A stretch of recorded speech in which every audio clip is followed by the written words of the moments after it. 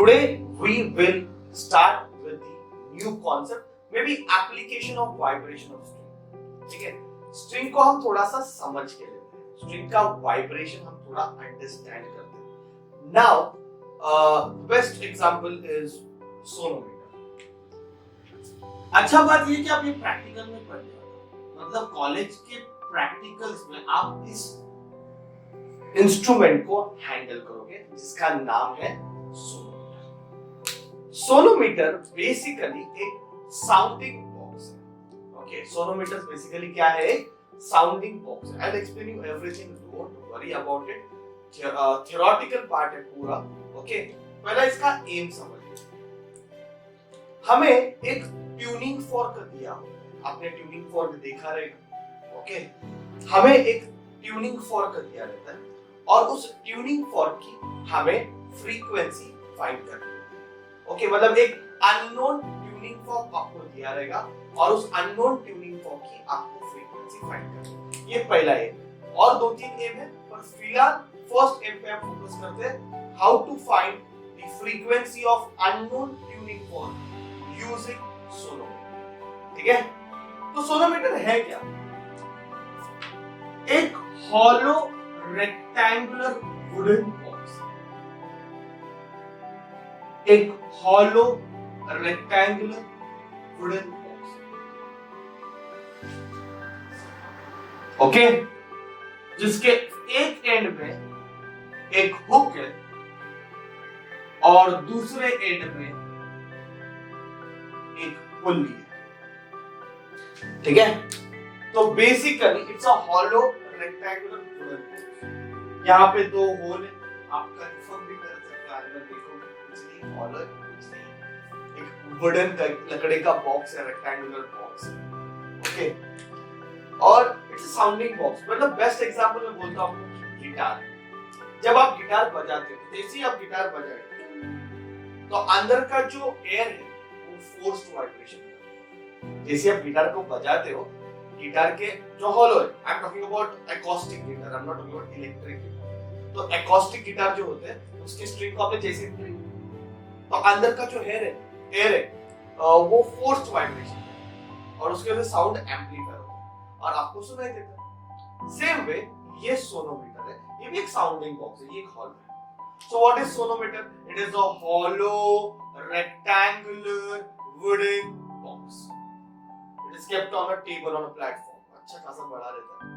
एक एंड में हुक है, दूसरे एंड में पुल्ली है. ठीक है, तो पहला सबसे पहला सीन आपको मैंने बता दिया. ठीक है, सोनोमीटर है क्या? सोनोमीटर एक बॉक्स है, हॉलो बॉक्स है, वुडन बॉक्स है, साउंडिंग बॉक्स है और एक एंड में हुक, दूसरे में पुल्ली. थोड़ा फील करना पड़ेगा. अभी कैसे इंस्ट्रूमेंट तो अभी नहीं है मेरे पास, तो लेक्चर में बोर्ड पे ले रहा हूं, तो फील करना है. जितना फील करोगे उतना चलेगा, जितना आपको समझेगा ना उतना आपको वाइवा देने में भी इजी हो जाएगा. मतलब प्रैक्टिकल पॉइंट ऑफ व्यू में सारा चीज मैं बताऊंगा. ओके, अभी बच्चों एक मेटल का स्ट्रिंग दिया है, एक स्ट्रिंग दिया हुआ है, एक मेटल की वायर स्ट्रिंग दी हुई है. ओके, मजबूत मेटल या फिर एलॉय की वायर की स्ट्रिंग दी हुई है. ओके, उस स्ट्रिंग को आप वेट करो, उस स्ट्रिंग का मास फाइंड करो. एकदम इजी रहता है. सबसे पहला चीज अभी चालू करते हैं प्रैक्टिकल. मुझे स्ट्रिंग का मास फाइंड करना है ना, तो मास ऑफ स्ट्रिंग मैंने फाइंड किया. फिर मैंने क्या किया, उस स्ट्रिंग को स्ट्रेच करके उसका लेंथ फाइंड किया. Length of string. ठीक है, तो सबसे पहले मैंने क्या फाइंड किया? मास फाइंड किया. फिर मैंने क्या फाइंड कर दिया? लेंथ फाइंड कर दिया. और फिर मैंने उसको स्ट्रेच किया. द मोमेंट मैंने उसको स्ट्रेच किया, ओके, मैंने लेंथ फाइंड किया और दोनों को डिवाइड करके मुझे स्मॉल एम मिलेगा, दैट इज लीनियर डेंसिटी. तो सबसे पहले जो हमारे पास स्ट्रिंग है, उस स्ट्रिंग का हमें क्या फाइंड करना है? लीनियर डेंसिटी फाइंड करना है. कैसे फाइंड करोगे? मास करोगे, स्ट्रेच करके लेंथ फाइंड करोगे और हम उसका क्या फाइंड करेंगे? Linear density. सबसे पहले हमने स्ट्रिंग का क्या फाइंड किया? Linear density. ठीक है, फिर मैंने उस स्ट्रिंग को इस हुक से बांध दिया. ओके, और उसको पुल्ली से पास किया. है ना, उस स्ट्रिंग को यहाँ पे बांधा, खुद से पास किया और यहाँ पे फ्री एंड में मैंने एक स्लॉटेड वेट का हैंगर डाला। ओके, मतलब आप इसमें वेट डाल सकते हो, क्या डाल सकते हो, स्लॉटेड वेट का हैंगर डाला। आप देख सकते हो, ठीक है, आप ये चीज देख सकते हो, स्ट्रिंग को मैंने यहाँ पे बांधा है, दूसरा एंड खुली से पास किया, फ्री एंड में मैंने स्लॉटेड वेट का हैंगर। तो आई थिंक आप देख सकते हो कैसा सिचुएशन बनी। स्लॉटेड वेट भी आपको पता है, नहीं पता तो ये देखो, ये स्लॉटेड वेट है, ये स्लॉटेड वेट में आप ऐसे वेट्स डाल सकते हो, है ना। तो मोमेंट आप मतलब ये हैंगर है, ये हैंगर ही हाफ केजी का। ओके, फिर इसमें जैसे जैसे आप वेट डालोगे वैसे वैसे यहाँ पे टेंशन क्रिएट होगा, उतना स्ट्रिंग टाइट हो जाएगा, उतना स्ट्रिंग में क्या क्रिएट होगा, फोर्स क्रिएट होगा। ओके, तो इसमें स्लॉटेड वेट के तूने क्या डालने चालू कर दिए, हैंगर डालने चालू कर दिए, तो इसमें टेंशन क्रिएट होगा। फिर मैंने यहाँ पे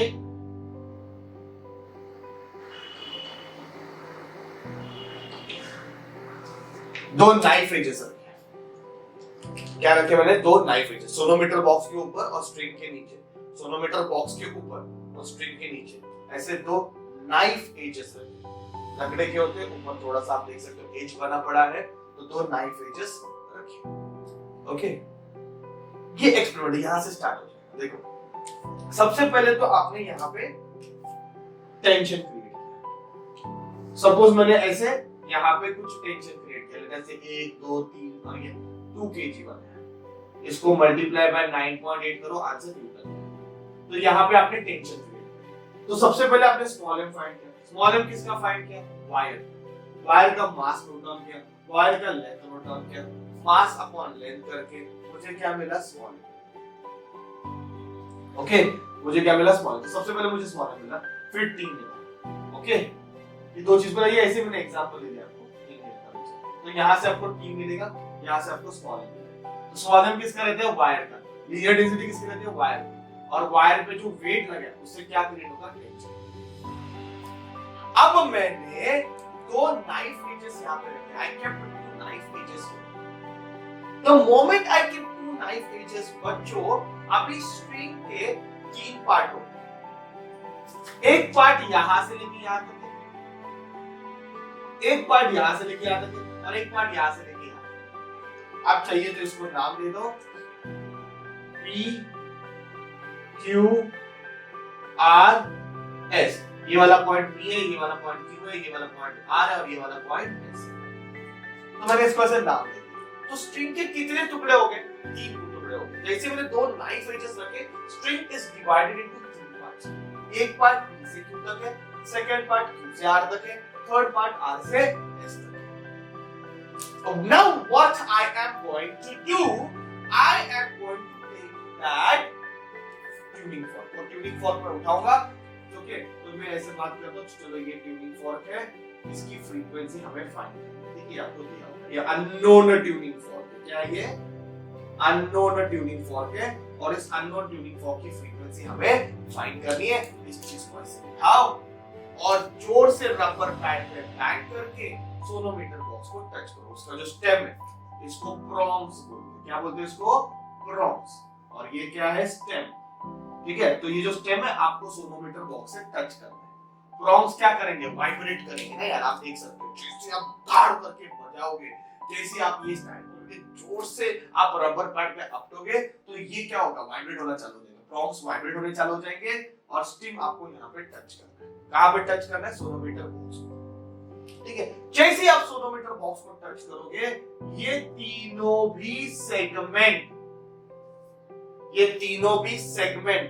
फोर्स्ड वाइब्रेशन करेंगे। ये भी फोर्स वाइब्रेशन करेगा, ये भी फोर्स वाइब्रेशन करेगा, ये भी फोर्स वाइब्रेशन करेगा। तीनों भी सेगमेंट फोर्स्ड वाइब्रेशन करेंगे। ठीक है, तो जैसे मैंने इस प्रोंग्स को जोर से अपट के यहाँ पे रखता हूं, ये तीनों भी सेगमेंट क्या करेंगे, फोर्स्ड वाइब्रेशन करेंगे। तो ये भी हिलना चालू हो गया, ये भी हिलना चालू हो गया, ये भी हिलना चालू हो गया। इसका वाइब्रेशन, फोर्स वाइब्रेशन मतलब ये लोग फोर्सफुली वाइब्रेट हो रहे हैं। किसकी वजह से, प्रोंग्स की वजह से। प्रोंग्स इसको वाइब्रेट कर रहे हैं, तो ये तीनों भी सेगमेंट वाइब्रेट होते हैं। ये तीनों कैसे वाइब्रेट होता था, बिलीव मी मुझे बिल्कुल इंटरेस्ट नहीं, मतलब ये कैसे वाइब्रेट हो रहा है और ये कैसे वाइब्रेट हो रहा है। दो नाइफ एज के बीच वाला जो सेगमेंट है, मतलब क्यूआर वाला जो सेगमेंट है, दो नाइफ एज के बीच वाला जो सेगमेंट है ना, वो कैसे वाइब्रेट होगा ना, उसमें ही मुझे इंटरेस्ट है। मैं सिर्फ उसको स्टडी करना था। इसका वाइब्रेशन इसका वाइब्रेशन में स्टडी नहीं करने वाला बच्चों, सच्ची में नहीं करने वाला। मैं इसको और इसको स्टडी नहीं करने वाला। न्यूमेरिकल्स में ऐसे क्वेश्चंस आ सकते हैं, बट मुझे दो नाइफ एज के बीच वाला जो सेगमेंट है, दो नाइफ एज के बीच वाला जो सेगमेंट है, वो कैसे वाइब्रेट होगा ना, उसमें मुझे ज्यादा इंटरेस्ट है। ठीक है, तो मुझे इस सेगमेंट का वाइब्रेशन स्टडी करना है। अभी इतना ज्यादा टेंशन, एक तो मेटल की स्ट्रिंग, भाई ये वाइब्रेट होगी ना, वो भी पता नहीं चलेगा। एक्चुअली स्टेशनरी यूज बनते हैं, सच एक्चुअली ना, इसमें ऐसे लूप बनेगा ना, ऐसा लूप बनेगा, पर तेरे को दिखाई नहीं देगा यार, तेरे को सच्ची दिखाई नहीं देगा क्योंकि टेंशन बहुत ज्यादा है, तो आपको ये सब दिखाई नहीं देगा। ये कैसे वाइब्रेट हो रहा है, इसका वाइब्रेशन कैसे स्टडी करने का मुझे समझ नहीं आया। तो वहां पे मैंने एक छोटा सा पेपर राइटर रखा, एक हल्का सा पेपर का राइटर, एक पेपर लिया, छोटा सा पेपर का टुकड़ा, और पेपर का टुकड़े को फोल्ड करके ऐसे रखा, एकदम हल्का पेपर का टुकड़ा यहाँ पे रखा। पेपर राइडर बोलते हैं, क्या बोलते हैं उसको, पेपर राइडर। तो जैसे पेपर राइडर हिलेगा ना, जैसे पेपर राइडर हिलेगा ना, मुझे पता चलेगा स्ट्रिंग का वाइब्रेशन तो दिख नहीं रहा है, तो पेपर हिलने से पता चलेगा हाँ ये ऐसे वाइब्रेट हो रहा है। ठीक है, अभी आप एक्सपेरिमेंट स्टार्ट कर सकते हैं। सिंपल है, कंस्ट्रक्शन समझ लो, फटाफट यहां तक अपन आ जाते हैं। भाई सोनोमीटर क्या है? It is a hollow rectangular wooden box. Come on, sonometer क्या है? It's a hollow rectangular wooden box. Come on मेरे साथ, सोनोमीटर क्या है? It's a hollow rectangular wooden box. एक एंड में हुक है, दूसरे एंड में पुल्ली है। आपको क्या दिया है? एक स्ट्रिंग दी है, कौन सी? एलॉय की, मेटल की, अच्छी खासी स्ट्रिंग दी है। सबसे पहले उसका क्या फाइंड करो? मास। फिर क्या फाइंड करो? लेंथ। दोनों को डिवाइड करो, स्मॉल एम मिलेगा। तो वायर जो रहता है उसका स्मॉल एम होता है, उसकी लीनियर डेंसिटी होती है ना?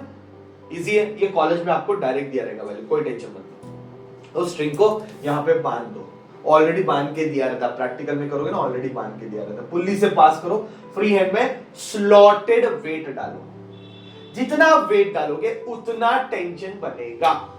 क्या मॉन, आप जितना इसमें वेट ऐड करोगे उतना टेंशन बनेगा, उतना स्ट्रिंग में क्या बनने वाला है? टेंशन बनने वाला है। तो चलो टी मिल गया, एम मिल गया। ओके, अब मेरे दो नाइफ एजेस रखे, किसके नीचे? वायर के नीचे, और वायर को 3 सेगमेंट में डिवाइड किया। मैं तीनों सेगमेंट में इंटरेस्टेड नहीं हूं, दो नाइफ एजेस के बीच में जो सेगमेंट है, how that segment is vibrating, I am interested in that. बच्चों यस, ये दो नाइफ एजेस के बीच वाला जो सेगमेंट है वो कैसे वाइब्रेट होता है ना, उसमें मुझे इंटरेस्ट है। ठीक है, और वाइब्रेट कौन कराएगा? ट्यूनिंग फॉर्क, जिसका फ्रीक्वेंसी फाइंड करना। एम याद रखो, सोनोमीटर एक्सपेरिमेंट है, तो एक्सपेरिमेंट कर रहे हो, एम ही याद नहीं है। एम याद रखो, हमें ट्यूनिंग फॉर्क का क्या फाइंड करना है? फ्रीक्वेंसी फाइंड करना है, इसकी फ्रीक्वेंसी फाइंड करना है। तो अगर इसकी फ्रीक्वेंसी फाइंड करनी है तो इसका स्टेम पकड़ के जोर से वाइब्रेट करो, यहाँ पे टच करो, ये तो फोर्स वाइब्रेशन करेगा, ये तीनों चीजें फोर्स वाइब्रेशन करेगी, ये भी वाइब्रेट होगा, ये भी वाइब्रेट होगा, ये भी वाइब्रेट होगा।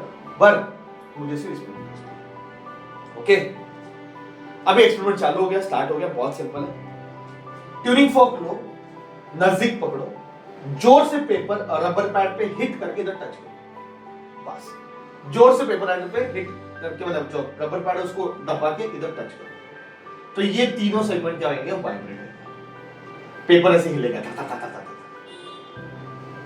फिर थोड़ा सा ये नाइफ एज के बीच का डिस्टेंस बढ़ा, ये नाइफ एज को थोड़ा उधर लेके जाओ, एक एक को लेके के चलेगा, इधर लेके। तो आपने क्या चेंज किया?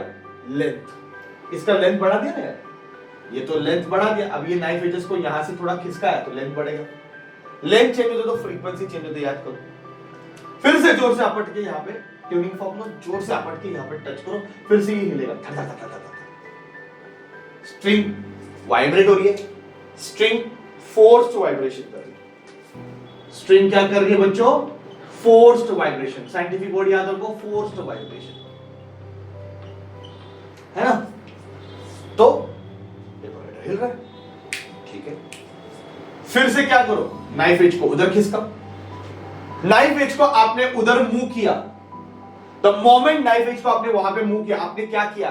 सोनोमीटर वायर का लेंथ चेंज कर दिया, है ना? सोनोमीटर वायर का लेंथ चेंज कर दिया, फिर से टप करके रखो, वाइब्रेट होगा। करो करो करो ऐसे।